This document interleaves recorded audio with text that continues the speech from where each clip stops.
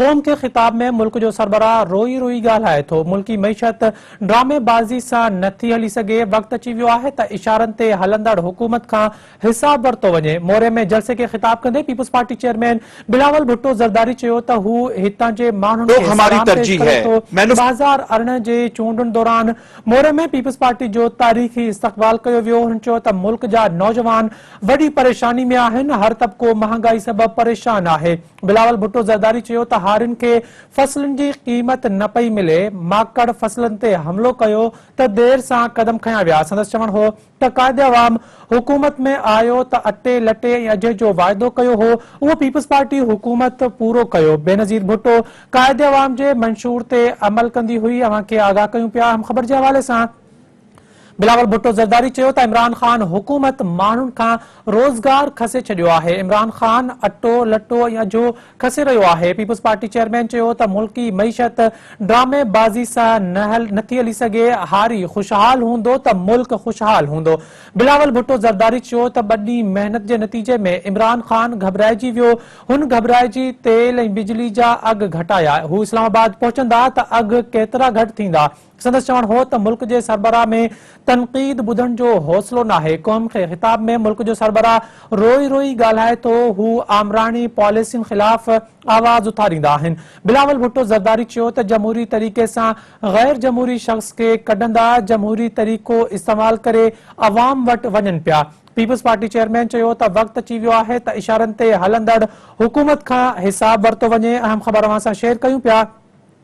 Peoples Party chairman Bilawal Bhutto Zardari चयो आहे त इमरान ख़ान घबराइजी तेल ऐं बिजली जा अघ घटाया आहिनि।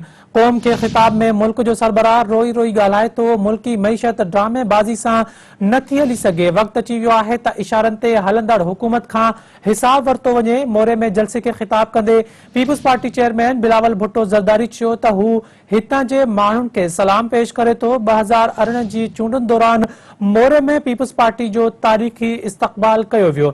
हुन चयो त मुल्क जा नौजवान वॾी परेशानी में आहिनि। हर तबिको महांगाई सबबि परेशान आहे। बिलावल भुट्टो ज़रदारी चयो त हारियुनि खे फसलनि जी क़ीमत न पई मिले।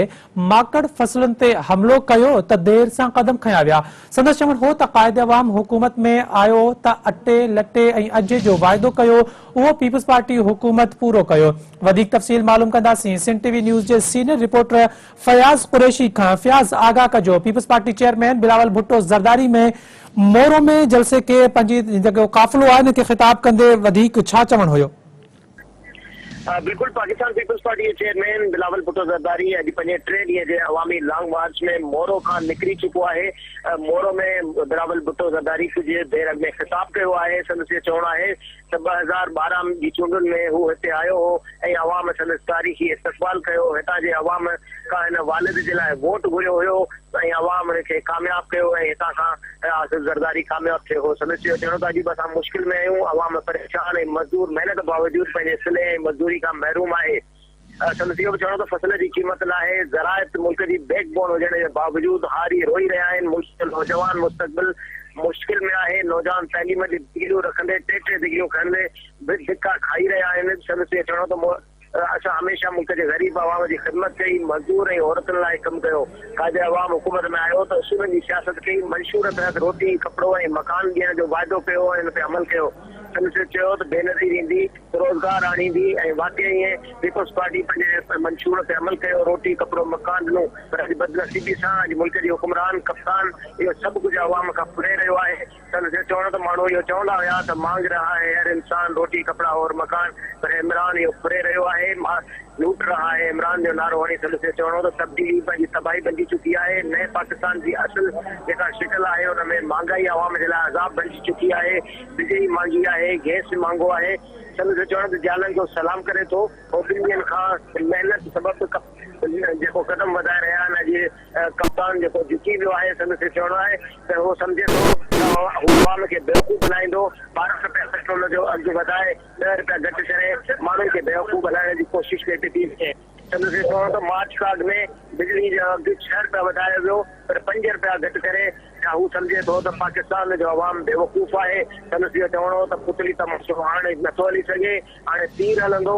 संदसि चवणो त अवाम जी जेका रोज़ शब जी महिनत आहे, जॾहिं हू पंजाब जो रोड क्रॉस करे पंजाब सूबे में दाख़िल थींदो त पेट्रोल जो अघु अञा बि किरंदो। मैशियत ड्रामेबाज़ी सां तरक़ी नथी करे सघे। हारी ख़ुशहाल थींदो त मैशियत ख़ुशहाल थींदी, ज़राइत बहितर थींदी त मुल्क तरक़ी कंदो।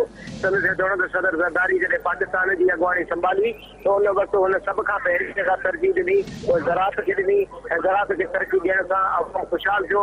उहो मुल्क जेको ॿाहिरां कणिक घुराईंदो हुयो, उहो मुल्क जेको ॿाहिरां खंडु घुराईंदो हुयो, कपह घुराईंदो हुयो, चांवर घुराईंदो हुयो, उनखे 1 साल जे अंदरि सदर ज़रदारी पेरनि ते बीहारियो ऐं हुन साबित कयो त ज़रई मुल्क ज़राअत में तरक़ी करे सघे थो ऐं हुन मुल्क खे पेरनि ते बीहारे न सिर्फ़ु मुल्क जी एक्सपोर्ट खे बहितर कयो बल्कि इम्पोर्ट जो जेको ॿाहिरि हुयो उनखे ख़तमु कयो।